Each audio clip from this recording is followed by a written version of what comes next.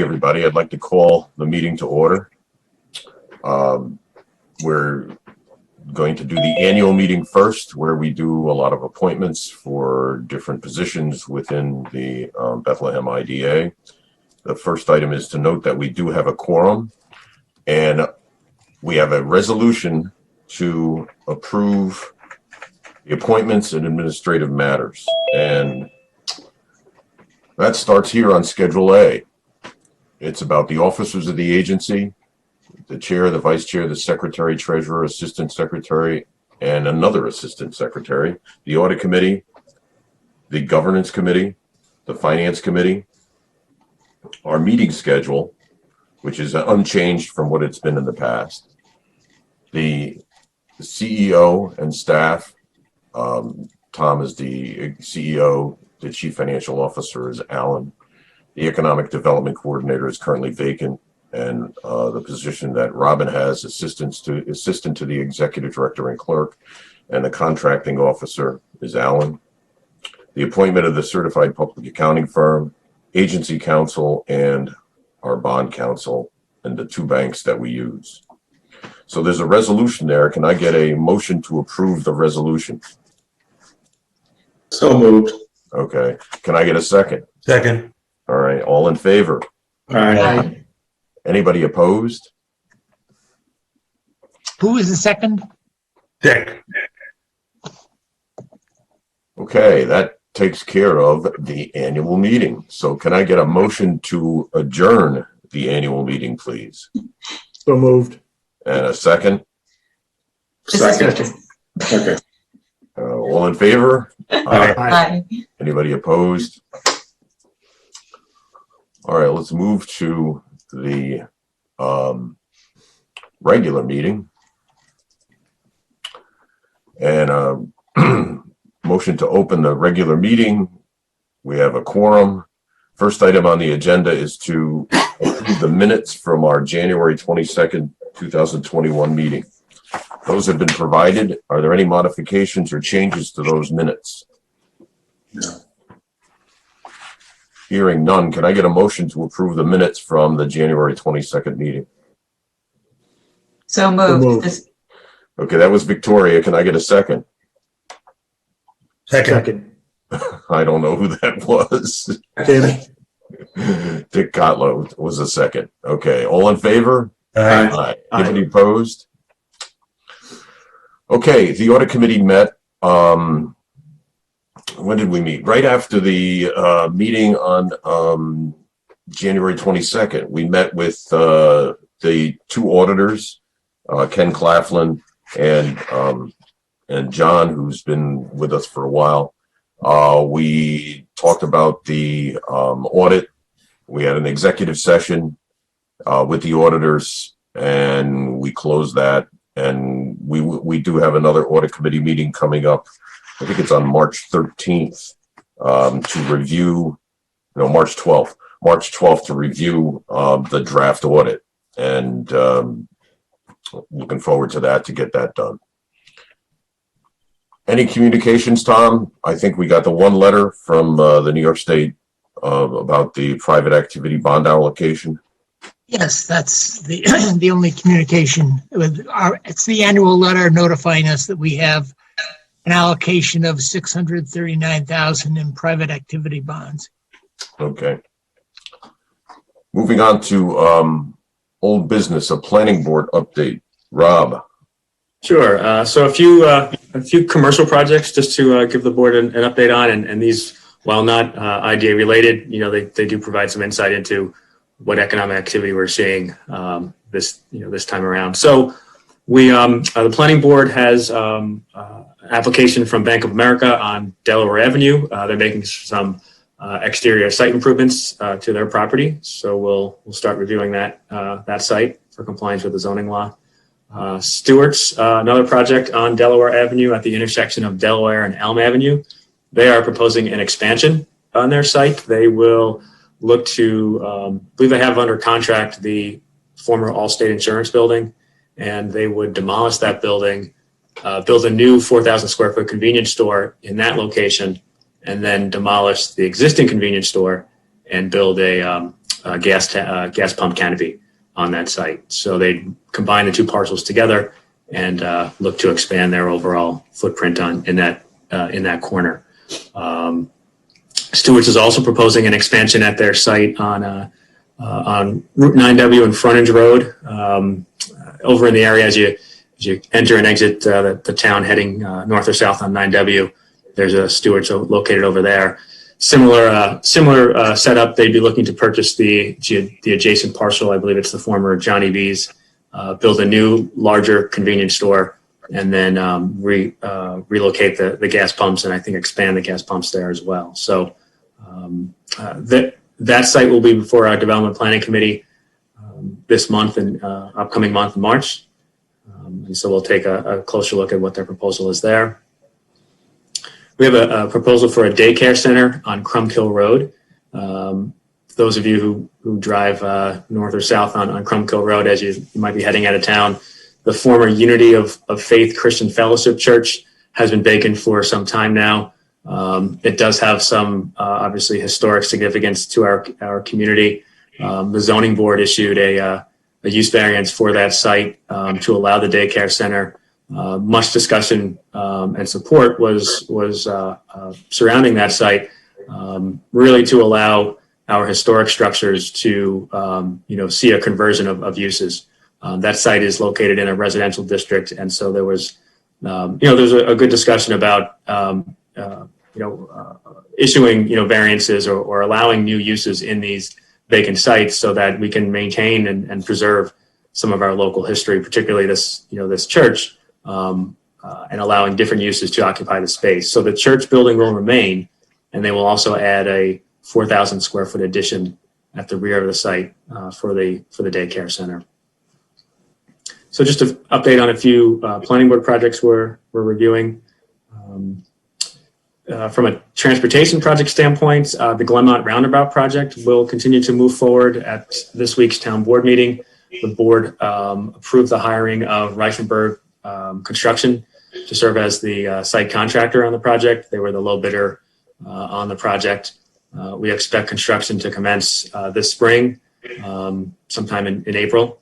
We'll be, as we have been, communicating with the businesses in that area of the town to just keep them posted, keep them informed as construction begins and as construction becomes ongoing. There is a concerted effort as part of the contract for work to be done at night. We had some public meetings over a year ago as we talked about the construction of the project, and there was a strong interest from businesses to limit and minimize disturbance to their businesses during the day. So there is a portion of the project that will be constructed overnight. That will result in detours in that area occurring overnight. But we're looking for a way to balance disturbance to businesses as well as constructing the project. That did add to a construction cost, but it was a cost that the town board saw as a benefit so as to limit disturbance to businesses. And then finally, we continue with the comprehensive plan update. We have scheduled a second public meeting for March 23rd at 6 p.m. We will hold a meeting again via Zoom. The purpose of this second public meeting is to discuss with participants a vision for the town. Most of the work to date has been establishing the current state of the town, who we are, our demographics, our land use, our makeup, getting feedback on issues and needs that the community has identified. And now this step of the process to work with participants to understand the future state of Bethlehem, to establish a vision. And then as we work through that, we then look to establish policies and goals that help to achieve that vision. That's really what the comprehensive plan will help us do, is establish a blueprint and set policies and goals and recommendations to achieve this future desired state. As part of that process, we are scheduling interviews with a few regional economic development folks. We'll be speaking with the Center for Economic Growth, Albany County Economic Development, as well as the Chamber of Commerce.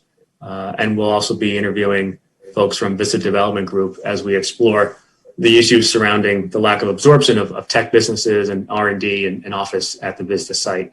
If you recall, the comprehensive plan scope of work did include exploration of the issues surrounding Vista as a priority item. So we're looking to speak with Vista folks to learn more and see what we can do to advance that site or see if we need to make some modifications. So that's the report that I have. I'm happy to answer any questions. Just one quick, Rob. Any further developments on that commercial development along 9W across from, Staples, and you talked last week about the two different projects going on.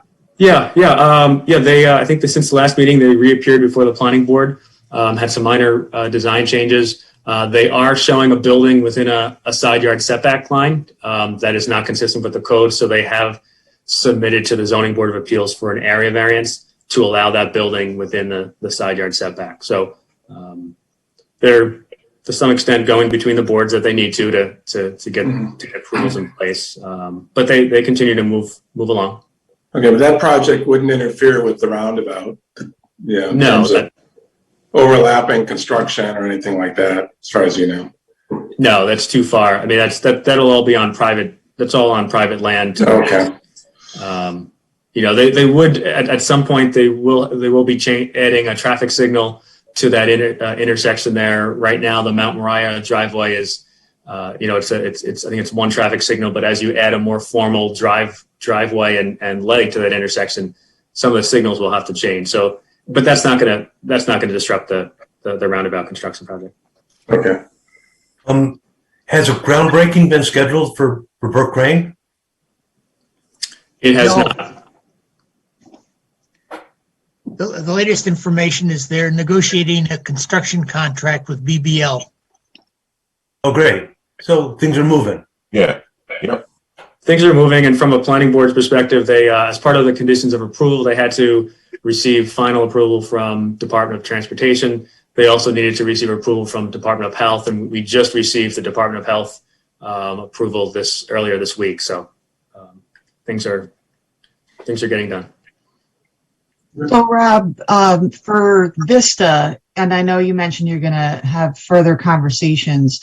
Are we still making a final push for tech, or are you also looking for alternative type proposals? I think all of the above. Right now we're considering all of the above. Our consultant is really trying to understand what went wrong and why over the past 15 years we haven't seen that, the absorption of those businesses. And quite frankly, I think we'd want to be able to document those conditions before we really entertain a change to the land use. We want to have some concrete evidence and justification for the reasons why, and if it was a situation where it was out of everyone's control and that type of development is never going to come because of reasons X, Y, and Z, that then would help support a change. But if there are other reasons why it hasn't occurred and maybe we might be able to do more, maybe we don't make a change. So I don't have a final answer for you at this point, but we're kind of really just gathering the information and trying to understand why Vista sits as it does right now. Interesting. I mean, I just think about the whole former Harriman proposal campus before that blew up as well, with different mix of business and even some housing over there. Right. So I think it could be interesting to see, what everyone has to say. And then, right. If it goes in a different direction, there's a ton you could do over there. I mean, it's like in my backyard. So, sure. Yeah. But it's either way, it would be exciting. But, it'll be interesting to see what the feedback is. Right. Any other questions for Rob? Thanks, Rob. Let's move on to the financial statements. Okay, you have the financial statements for the month of January. Statement of net assets, our cash account balance is $424,921.77. Other current assets, we had receivables of $29,436.61. That includes the quarterly PSEG reimbursement and the last of our annual fees, which we ended up collecting second or third day of the month.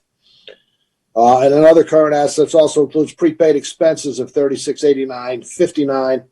That's all the various dues that we pay for the year, most of which we expend in January, and then we write it off over the course of the year.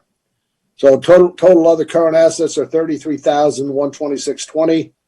Total current assets and total assets are $458,047.97. Liabilities, accrued expenses, $8,980.08. That's our reimbursement to the town for the service agreement and payroll reimbursement. So our total liabilities are $8,980.08, giving us net assets of $449,067.89. If we go to our statement of revenue expenses, our fee income, we book all the annual fee, $16,743.35. And then the PSEG energy reimbursement, the January portion was $13,645.23. And that's simply because at the end of the year, we estimate what the November, December amounts will be. And then when we did the actual of the PSEG seems to be on a bit of an uptick, whether it's the cold weather or people just doing more inside and need to use electricity. But that's a positive figure there. So our total income is $30,388.58. On the expense side, salaries $4,047.34. Contractual expenses $54,50.67. Employee benefits $676.25. Giving us total expenses of $10,174.26. Giving us ordinary income of $20,214.32 plus interest income of $1,781. Giving us a net for the month of $20,232.13. Comparing that actual to budget, of course, the fee income is going to be up, and that'll slowly dwindle every month as it goes by until we have a closing, because we've recognized all our service income for our the annual fees that we charge our projects. And the PSEG energy reimbursement, as I said, that's up $10,000 more than we budgeted. We'll wait and see what the next quarter brings. But for once, I'm a fan of cold weather. Well, our total income is $22,826.59 over budget. On the expense side, obviously the salaries are what we budgeted. Contractual expenses, that will always run a little high. Particularly like this month, we're going to pay our audit bill. But right now for January, we're a little bit under budget. Employee benefits, until we get an update from the town, we're going to be on budget on that. A lot of that remains to be seen what the town's expense is for the state retirement. So our expense side, we're $23,000 over the budget. And if anybody has any questions, I'd be happy to entertain them. Yeah, this is Dick. I see we didn't renew and I think we talked about it, renewing the certificate deposit with Trustco. Are we watching to see what happened was I was thinking about doing $100,000 for a short period. But then the day they just cut the check and called me and said, come pick it up. And there was a big crowd in the bank. I didn't feel like hanging around negotiating. So I'm watching the rates, and I'm probably going to go, sometime in the next 4 to 6 weeks and put $100,000 at least. It's something that's got to be doing better than 0.1% that we're getting now. Yeah, we did pretty good last year. Yeah, no, that was a good one. I feel, I wish the rates would stay that way in a lot of places. Thank you. Any other questions for Al? Okay, let's go back to next item on the agenda is, hang on. Okay, so we did finish the COVID-19 grant program. There were no new applications submitted. And any other new business? So a reminder of future meetings. There's an audit committee meeting on Friday, March 12th. And then our regular meeting, which will be a little bit longer than today's meeting because we'll have the financial statements to approve, the Paris report to approve, quite a bit of stuff to do. That meeting is on March 26, 2021. Anything else? If not, can I get a motion to adjourn? Motion. Can I get a second? Second. All in favor? Aye. Aye. Opposed? Thank you, everybody. See you next month. Some of you I'll see on March 12th. Okay, bye-bye. Thank you, Jay. Good day.